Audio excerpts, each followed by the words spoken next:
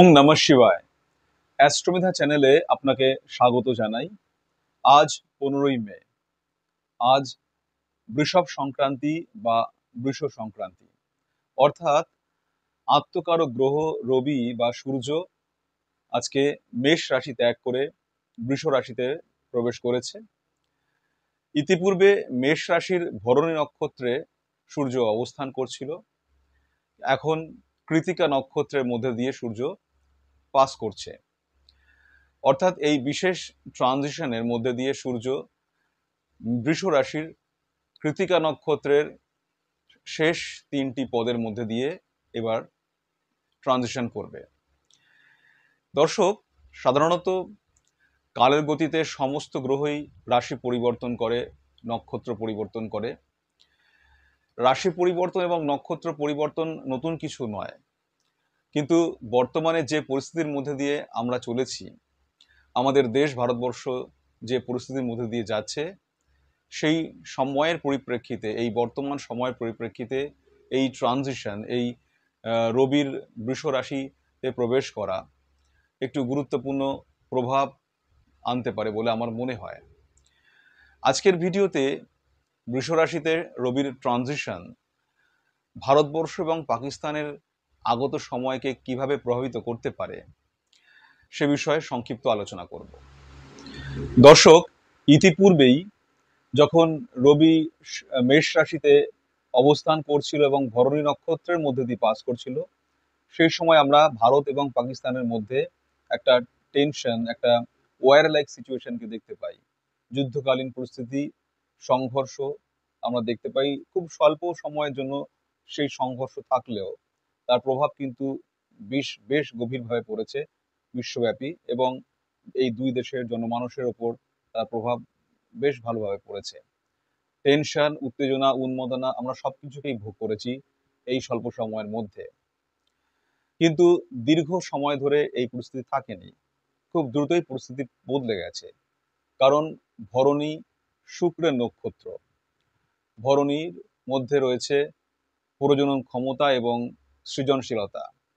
তাই যখন রবি ভরণী নক্ষত্রের মধ্যে অবস্থান করেছে, তখন পাকিস্তান তার সহায়তা পেয়েছে, সিজ ফায়ার হয়েছে, আমেরিকার মতন একটা বৃহৎ রাষ্ট্রের সাপোর্ট পেয়েছে, এবং ইন্টারন্যাশনাল মনিটারি ফান্ড বা IMF থেকে প্রচুর অর্থ সাহায্য পেয়েছে। ভারতবর্ষের ক্ষেত্রে পরিস্থিতির পরিপ্রেক্ষিতে থামতে হয়েছে। কিন্তু এই 15ই মে, আজকে রবি যখন বৃষ রাশিতে প্রবেশ করেছে, কৃতিকা নক্ষত্রের মধ্যে দিয়ে পাস করছে, তখন কিন্তু সময় একটু বদলাবে এবং এই পরিবর্তন কিন্তু আমরা অন্যভাবে দেখতে পাবো। ভারতবর্ষের লগ্ন হলো বৃষ লগ্ন। অর্থাৎ যদি আমরা মান্ডেন অ্যাস্ট্রোলজি দেখি, তাহলে দেখবো যে ভারতের অ্যাসেন্ডেন্ট হচ্ছে টরাস অ্যাসেন্ডেন্ট বা বৃষ লগ্ন। রবি ফোর্থ লর্ড হয়ে রবি এতদিন ছিল 12th হাউসে, মেষ রাশিতে। তাই ভারতবর্ষ এই রবির অবস্থানের কারণে বিশেষ সহায়তা পায়নি, সিজ ফায়ার দেখতে হয়েছে আমাদেরকে।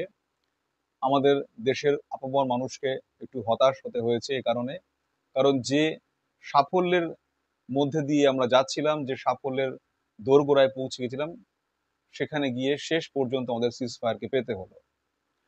কিন্তু এইবার রবি মেষ রাশি পরিত্যাগ করে বৃষ রাশিতে প্রবেশ করেছে, কৃতিকা নক্ষত্রের মধ্যে দিয়ে যাচ্ছে। সুতরাং সময় এবার একটু একটু করে বদলাবে, কারণ কৃতিকা দেয় সাহস এবং উদ্ভাবনী শক্তি। কৃতিকা চ্যালেঞ্জের প্রতি সক্রিয় মনোভাবকে সম্পন্ন করে।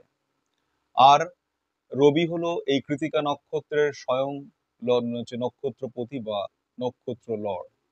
সুতরাং যখন কৃতিকা নক্ষত্রেই রবি অবস্থান করছে, তার মধ্যে দিয়ে পাস করছে এবং বৃষ রাশিতে এসে অবস্থান করেছে, তখন রবি ভারতবর্ষের ক্ষেত্রে অনেকটা সক্রিয় পজিটিভিটি নিয়ে আসবে বলেই আমরা আশা করতে পারি। এই কৃতিকা নক্ষত্র সম্পর্কে Nakshatra the journey of soul গ্রন্থে লেখা হয়েছে, Krittika has deep concentration with act of wars as well as with winning wars. কিন্তু বৃষ রাশিতে কৃতিকা নক্ষত্রের অধিকাংশটাই থাকলেও কৃতিকা এখানে ফিজিক্যাল ওয়ার বা সরাসরি যুদ্ধকে দেখায় না, বরং যুদ্ধ জয়ের অন্য এক পথকে, সাফল্যের অন্য একটা মাত্রাকে দেখায়। বৃষরাশিতে কৃতিকা একটা লক্ষ্য স্থির করে এগিয়ে যেতে চায়, নিজের ক্ষমতার পরিধিকে আরো বাড়াতে চায়।